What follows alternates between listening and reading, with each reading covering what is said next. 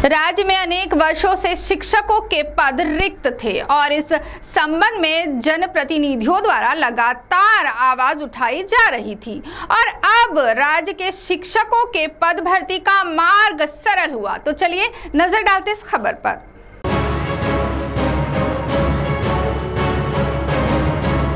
राज्य के अनेक स्कूलों में शिक्षकों के पद रिक्त थे और इन रिक्त पदों पर शिक्षकों की भर्ती की मांग को लेकर विधायक प्रतिभा धानोरकर ने मुख्यमंत्री के साथ विधानसभा में अधिवेशन के दौरान मांग की थी। साथ ही इस संबंध में शिक्षक विधायक सुधाकर अडवाले ने भी विधानसभा में पद भर्ती को लेकर प्रश्न उपस्थित किया था।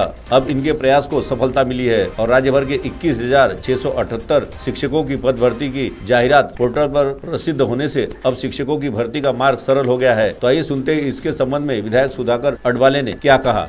महाराष्ट्र राज्यातील शिक्षकांच्या रिक्त पद भरती तात्काळ करावी यासाठी विधान परिषदेमध्ये तारांकित प्रश्नाच्या माध्यमातून 23 जुलै 2023ला प्रश्न उपस्थित केला होता।